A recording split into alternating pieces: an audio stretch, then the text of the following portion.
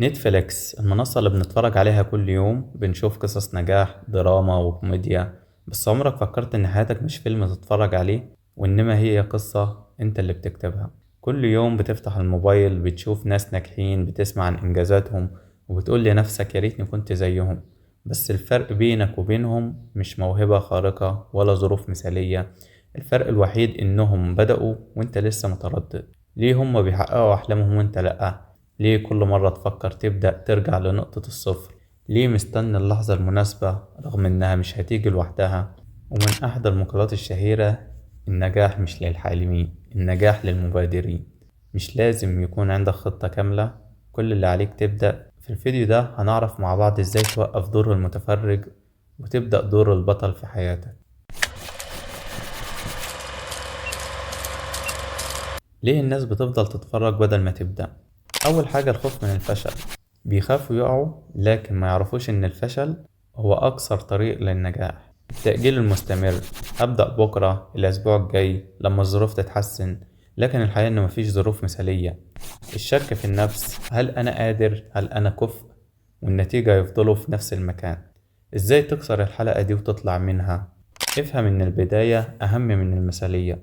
ما تستناش تكون جاهز 100%، لأن الجاهزية بتيجي مع الممارسة.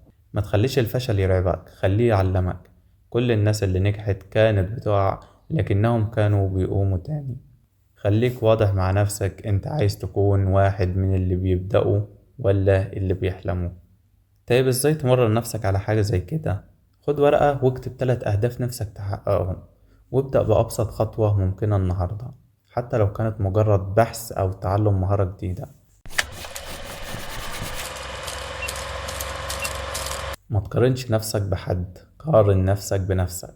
ودي واحدة من أكبر الأخطاء اللي بتخليك تفضل واقف مكانك، هو إنك بتقارن نفسك باللي وصلوا للقمة، وده بيخليك تحس إنك ولا حاجة. لكن خليني أسألك، هل أنت شفت المراحل اللي مروا بيها؟ هل عرفت هما قد إيه تعبوا وفشلوا عشان يحققوا اللي هما فيه حاليا؟ الناجحين مش عباقرة بس اتحركوا. وأبسط مثال: جيف بيزوس بدأ أمازون في جراج صغير وكان بيبعت الطلبات بنفسه. إيلون ماسك كان على وشك الإفلاس قبل ما شركته تنجح. مايكل جوردن تم رفضه من فريق كرة السلة في المدرسة، لكنه كمل واشتغل على نفسه لحد ما بقى أسطورة. إزاي تستفيد من ده؟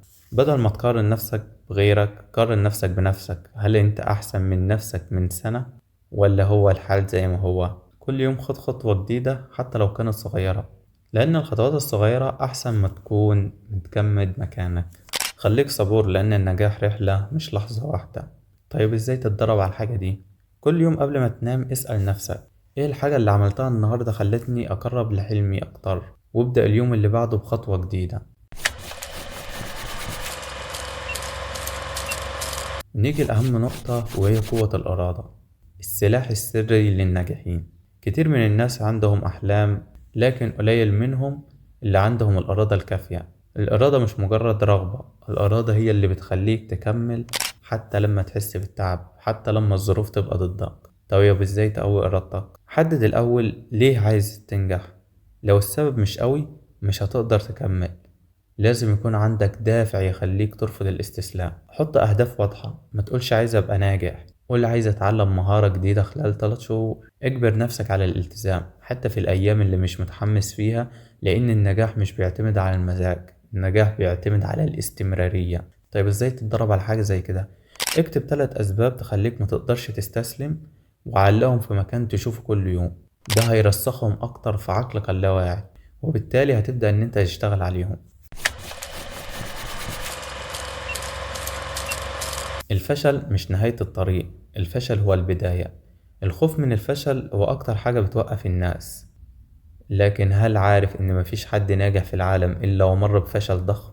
وعندنا أقرب الأمثلة: ستيف جوبز اتطرد من شركته أبل، لكنه رجع أقوى وعمل ثورة في عالم التكنولوجيا. توماس إديسون فشل أكتر من 1000 مرة قبل ما يخترع المصباح، ولما سألوه قال لهم: أنا ما كنتش بفشل، أنا كنت بتعلم 1000 طريقة غلط. طيب إزاي تتعامل مع الفشل؟ غير تفكيرك. الفشل مش دليل إنك مش ناجح، الفشل دليل إنك بتحاول. قيم أخطائك وتعلم منها بدل ما تكتئب بسببها. خليك مرن وجرب طرق جديدة بدل ما تستسلم. طيب إزاي تتدرب على حاجة زي كده؟ اكتب أي تجربة أنت فشلت فيها قبل كده وحاول ان انت تستخرج منها 3 دروس وتستفيد منهم. الفرجة مش هتغير حياتك، لكن الفعل هيغيرها. النجاح مش بالكلام ولا بالأمنيات، النجاح أفعال. تقدر تقعد تتفرج على فيديوهات تحفيزية طول اليوم، بس حياتك مش هتتغير غير لما تبدأ تاخد خطوات حقيقية فعلا. طيب ازاي تبدأ؟ حدد هدف واضح، مش لازم يكون ضخم بس لازم يكون واضح. ابدأ بخطوات صغيرة حتى لو كانت خطوة بسيطة جدا، المهم انك تبدأ. خليك ملتزم، النجاح محتاج استمرارية مش مجهود لحظي وينتهي. طب ازاي تتدرب على حاجة زي كده؟ حدد عادة جديدة تساعدك على النجاح، زي القراءة 10 دقايق يوميا، أو إنك تمارس مهارة معينة وابدأ فيها من النهاردة. النجاح مش معجزة، النجاح قرار. الناس الناجحين عندهم نفس ال24 ساعة اللي عندك، الفرق إنهم بيستخدموها صح. انت عندك نفس الفرصة بس القرار في إيدك. اسأل نفسك، هتفضل تتفرج على غيرك وهو بينجح ولا هتكون واحد منهم؟ بعد سنة من النهاردة هتكون لسه زي ما انت ولا هتكون في مكان تاني أفضل؟ وحاول ما تضيعش وقتك في الفرجة وابدأ رحلتك النهاردة. بعد سنة يا إما هتكون لسه بتتفرج، يا إما هتكون واحد تاني خالص مختلف عن الناس. واحد بدأ إن هو يحقق أهدافه، واحد ساب عادات كتيرة سيئة، واحد ساب أصحاب كتير سيئين وبدأ يتجه لأصحاب ناجحين. وبس كده، هو ده كل الفيديو. أتمنى تكون استفدت، ولو عجبك الفيديو متنساش تدعمني بلايك.